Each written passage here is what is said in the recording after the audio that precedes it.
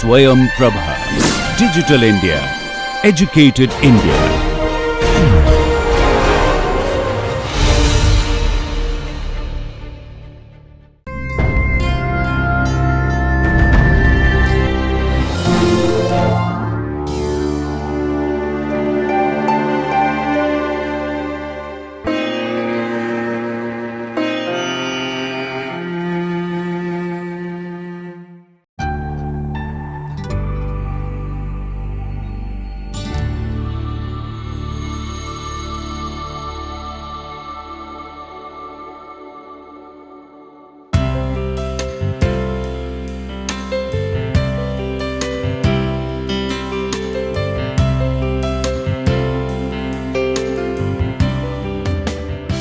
Good morning, dear friends. Today we would look at Black feminism and womanism, and also how these two strains of thought lead to intersectionality.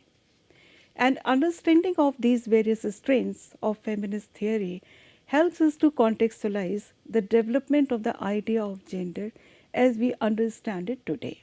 Black feminist consciousness recognizes that African American women are status deprived because they face discrimination on the basis of race and gender. The quote of Evelyn M. Seaman also underscores this idea. Black feminists have articulated interlocking systems of oppression. They have talked about sexism, racism, and class discrimination within the all-encompassing structures of, as Bell Hooks has suggested, imperialist, white supremacist, capitalist patriarchy. So it is within this over-encompassing structure that they look at the interlocking systems of exploitation and oppression. Black women were involved in different movements which ultimately resulted in the rise of the feminist movement and its first phase in the USA. They were associated with suffrage as well as anti-slavery societies.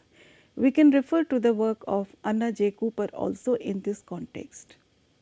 However, by 1920s, when the white women finally got their right to vote, they stopped supporting anti-lynching positions in order to gain certain political allegiance in the South. And we find that the traditional norms of racism supported the concept of sisterhood. By the mid-20th century, the struggle for social justice in the form of civil rights movement had started significantly, but then it also gave primacy to race and at the same time refused to give leadership positions to women. Black women had continued their struggle against the double oppression of race and gender. The black feminist lens was adopted primarily in 1960s when they felt that they feel doubly excluded from the civil rights movement because of the primacy of race and also because they were denied their due share, and also from the mainstream feminism because they felt that it largely accommodated the demands of the middle class white women. Alice Walker later on coined the term womanism to describe the requirements of the black feminist movement. She had used this term for the first time in her short story, Coming Apart, and later in her book, In Search of Our Mother's Gardens, Womanist Prose. The term refers to African American feminism or the feminism of women of color, and she explains, I quote, "I just like to have words that describe things correctly. Now to me, black feminist does not do that. I need a word that is organic, that really comes out of the culture, that really expresses the spirit that we see in black women." Unquote. The term has, of course, expanded in meaning since then.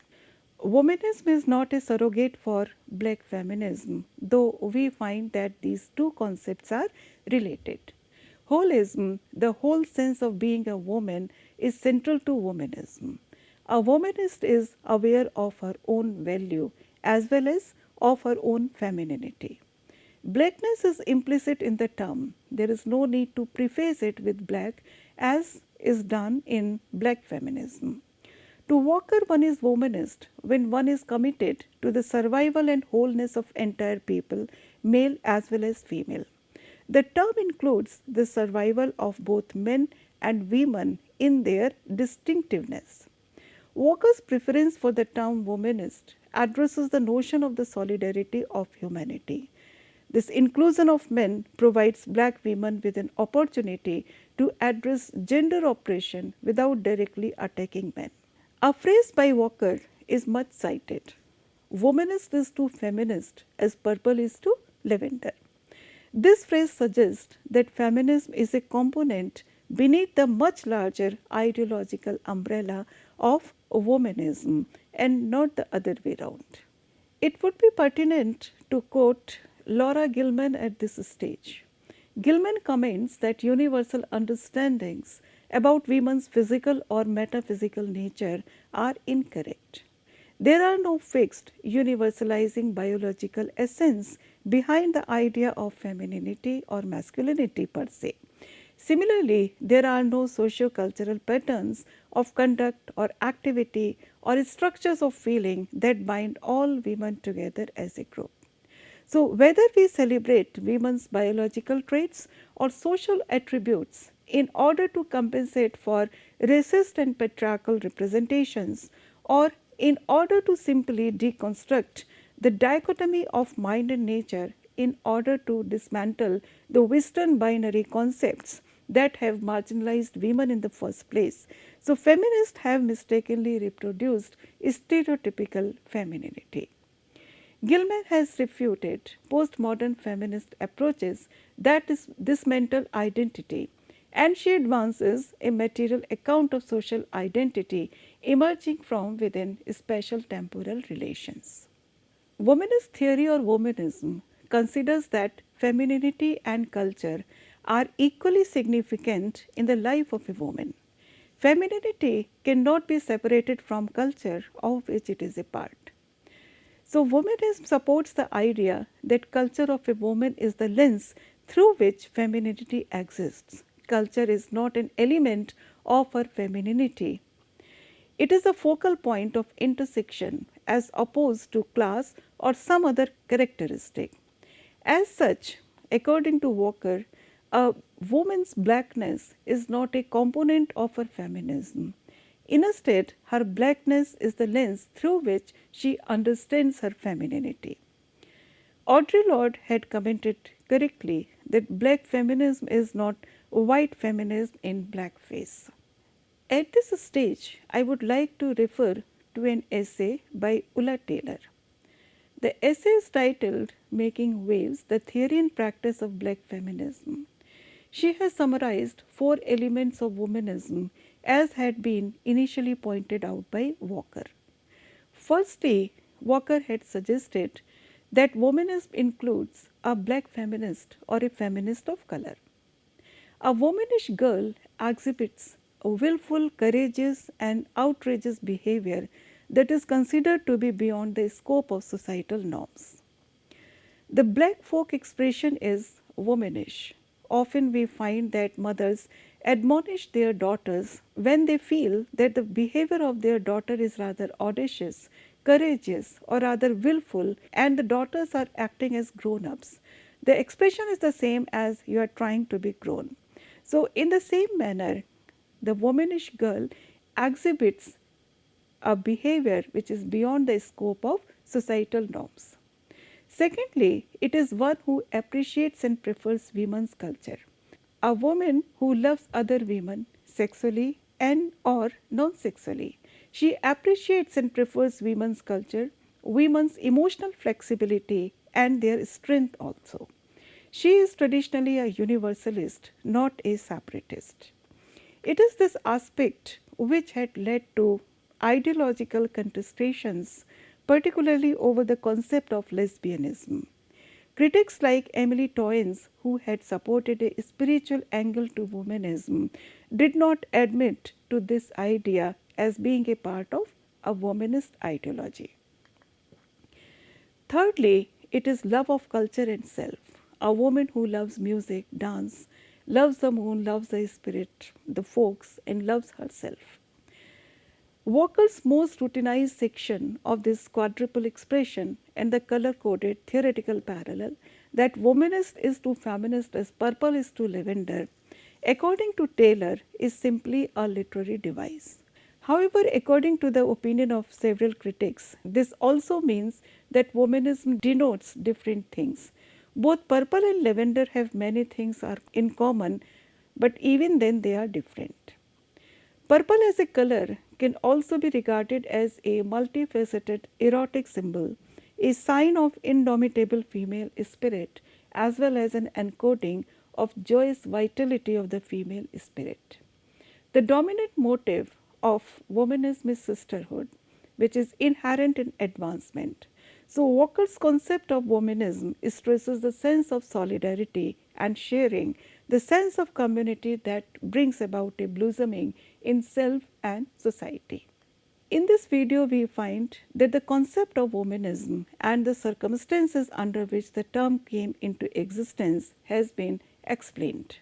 Are you a feminist or a womanist? A question a lot of Black women will inevitably ask themselves while they're exploring feminism. Is womanism just feminism rebranded, or is there a little bit more to it than that?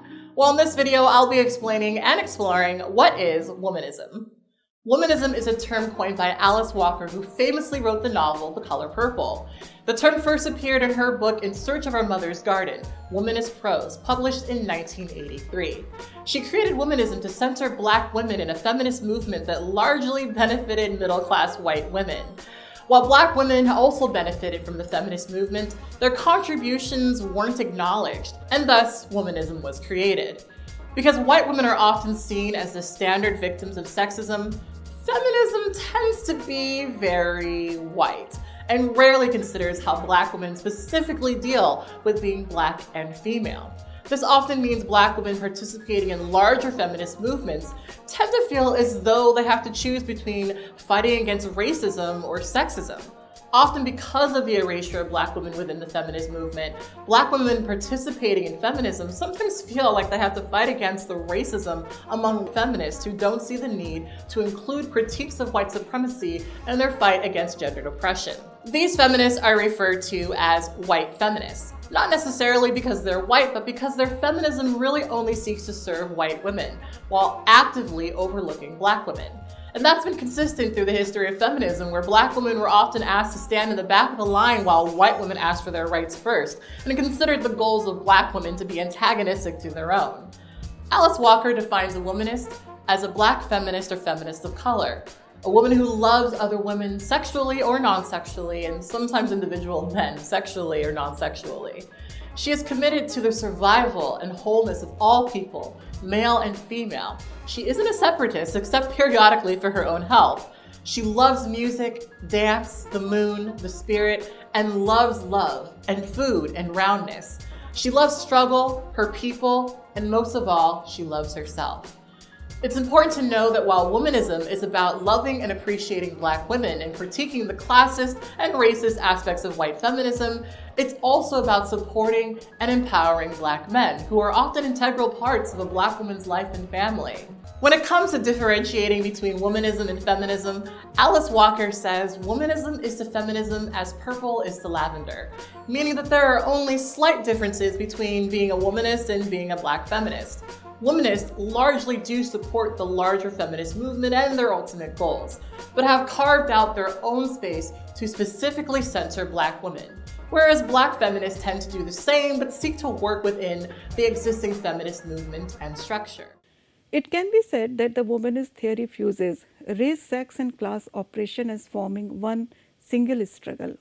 Walker has provided a basis for other scholars to shape the concept for analysis by implying that womanism has a greater scope as well as intensity in comparison to Black feminism. She has also given literary, critical, as well as philosophical recognition to Black women's intellectual, spiritual, and emotional wholeness. The quality of being universalist gives Black women more strength and power to prove that they are worthwhile despite several criticisms they had to face. She also stresses the need to create a global community where all members of society are encouraged to survive. It has been commented on that the theory of womanism tries to avoid the both and worldview, that is, either or a negation, rather focuses on interaction and wholeness. And it is this aspect of womanism which has attracted several African American women, despite having several commonalities with the idea of black feminism. Despite several commonalities, womanism perhaps is not as relational to feminism as Walker has implied. Rose Brewer has written a very interesting article, Black Feminism and Womanism. In this article, Brewer has quoted Meparian, a scholar of womanist thought, who suggested that there has been a metaphysical architecture of womanism as a form of spiritualized politics, and its distinct logic has often been swallowed into black feminism. Meparian argues that womanism initially started around 1990s when Alice Walker had first coined the term, but in the beginning of the 21st century, around the 2000, it has re-emerged. There is a period also which has predated Walker. And in order to substantiate this idea, she quotes the work which has taken place even before Walker. She cites the work of womanist critics Glenora Hudson Weems and Katie Cannon. Hudson Weems had coined the term Africana womanism in the late 1980s. She had suggested that women of African descent have always been Africana womanists by their very nature. They date back to Africana women in antiquity even before the coinage of the word itself. Another critic who has been referred to by Meparian here is Katie Cannon, who is credited with founding the idea of womanist theology and ethics in a book which was published in 1988. While womanism was pioneered by women of African descent, Meparian does not limit it to Africana feminism. She suggests that it is self-authored as well as divinely inspired knowledge which has a distinct internal logic of black political organizing. But it also challenges the unquestioned dominance of black men in these formations. Taylor, however, comments that despite the contention that womanism is more encompassing, black feminism and womanism would seem to be merely interchangeable empowerment theories. In order to prove this point, Taylor looks at commonalities between these two theoretical stances. Both theories acknowledge that the activism of black women should be based on their cultural heritage, a cultural heritage which rejects docility. It must empower black women to resist their oppression. They also encourage black women to value and love their own self, irrespective of the critique of other people, the society in general. They recognize the responsible commitment a black woman has towards creating a whole community which should be free of any type of dominance. Despite the similarities between these two theoretical paradigms, many womanists continue to disclaim black feminism. Perhaps both black feminism as well as womanism recognize a distinct women's culture, but womanism allows black women to have a femininity which had been denied under feminism. Prior to the modern civil rights movement, enslaved black women were written about by historians as if they were androgynous.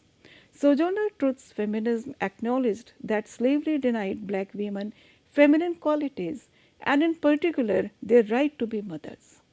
By the second wave, white feminists located their oppression in female roles, and several activists connected exterior female attire to their oppression. That is, criticism of women's attire, high heel shoes, etc. But for many black women, their dress or their home were not the principal sites of their oppression. The denial of black women's femininity had been the main vehicle which has been used to exploit their labor power as well as womanhood. It is from this point onward that we look at several aspects of the oppression of a black woman under the systems of slavery, the ramifications of which can be seen even in the contemporary societies. One of the core themes in American black feminist thought is to analyze black women's work, especially their labor market victimization as mules. The controlling image of mules has been a legacy of the slavery days. Mules were dehumanized objects, they were living machines and therefore could be treated as part of the scenery. A fully human woman, a white woman, for example, during the days of slavery, was less easily exploited.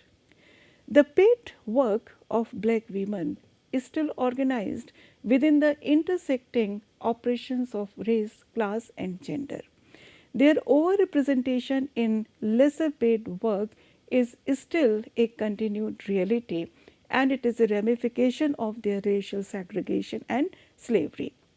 However, within black feminist influenced scholarship, we find that African American women are often presented as being constrained but still empowered figures who are able to have certain dignity even in extremely difficult labor market settings.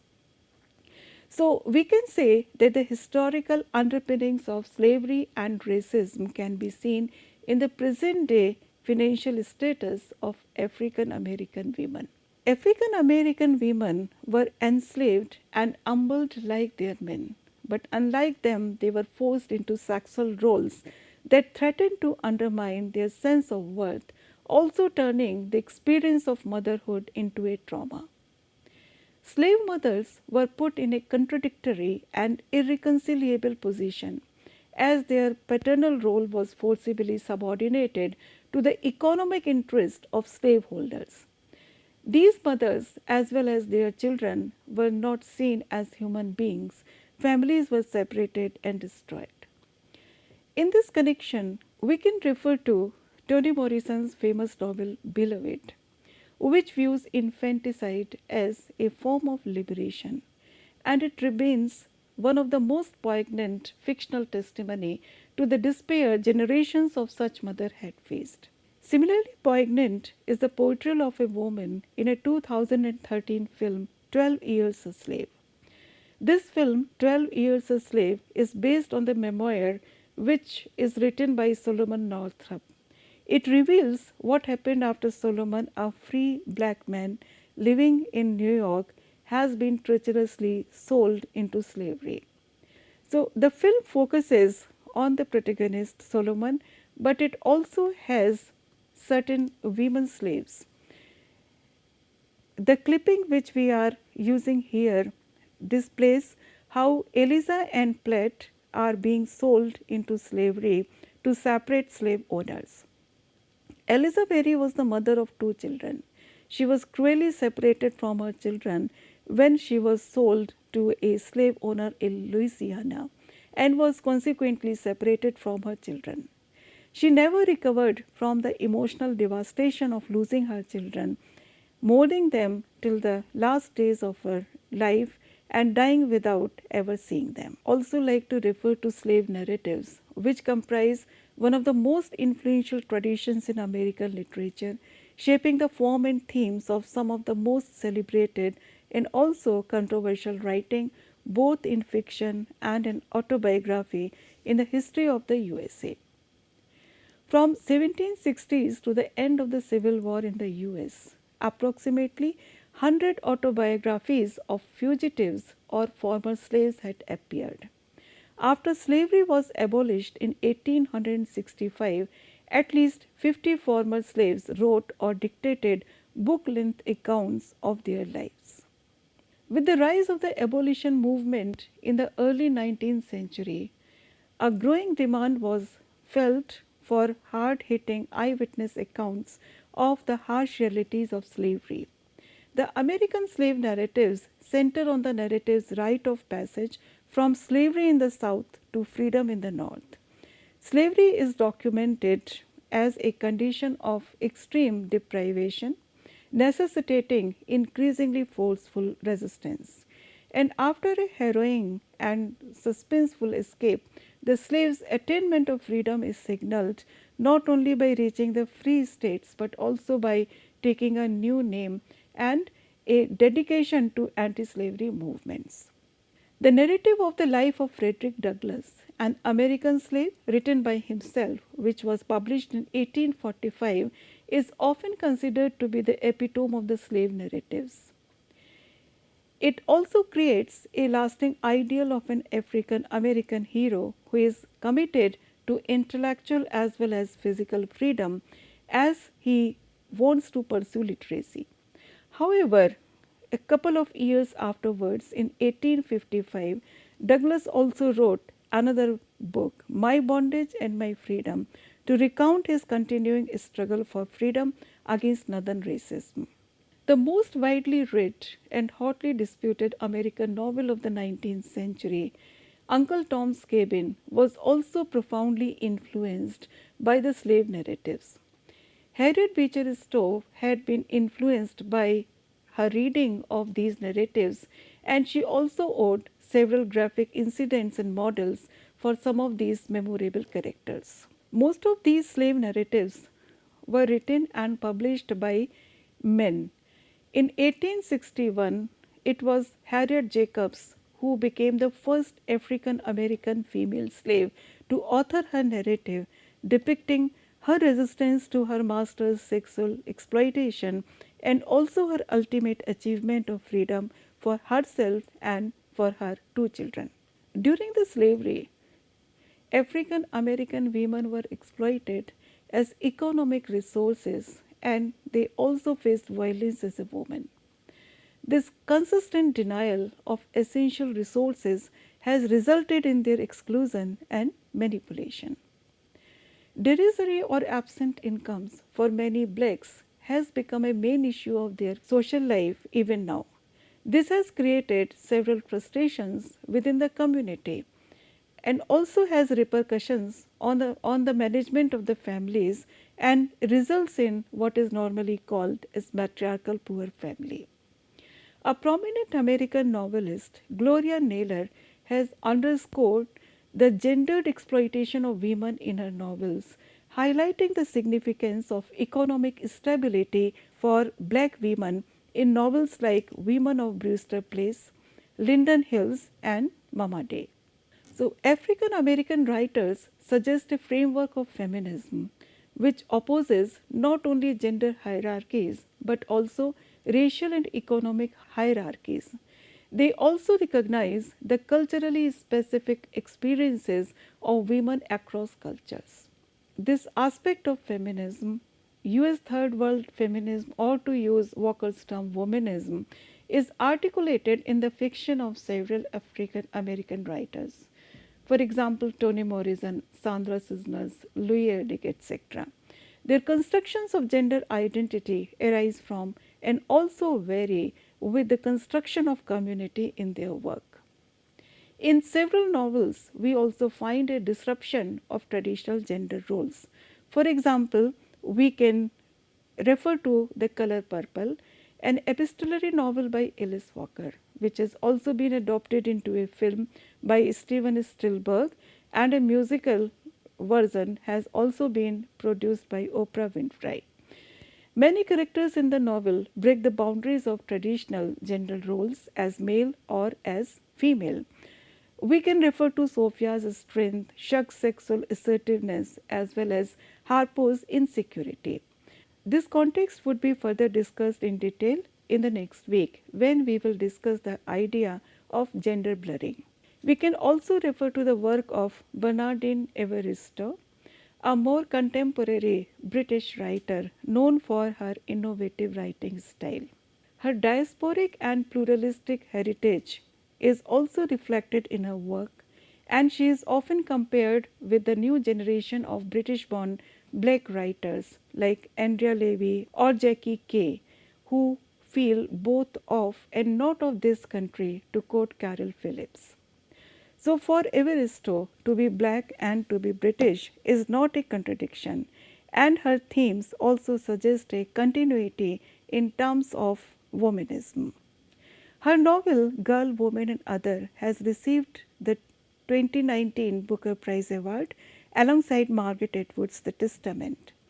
This is a panoramic as well as a polyphonic novel following the lives of 12 different characters living in the UK throughout several decades. These characters are mostly in complex mother and daughter relationship, and through them the writer is trying to look at the 120 years of British history. Each of these characters is a descendant of black immigrant who had come to the country a long time before.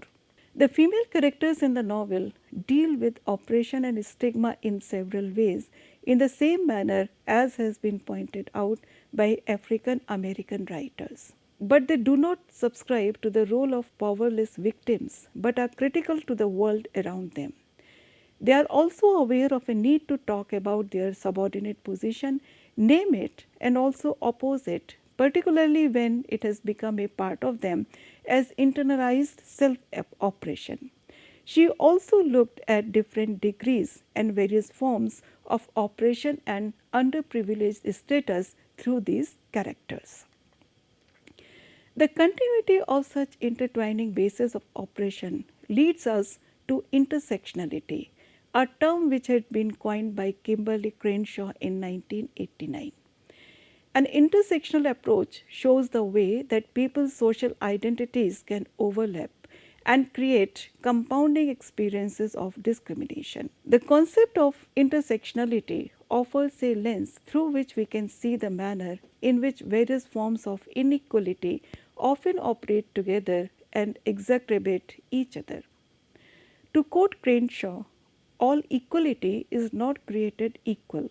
Further, she says, we tend to talk about race inequality as separate from inequality based on gender, class, sexuality, or immigrant status. What's often missing is how some people are subject to all of these, and the experience is not just the sum of its parts. Unquote. It is this idea of intersectionality which we will carry forward and discuss in the coming module. Thank you.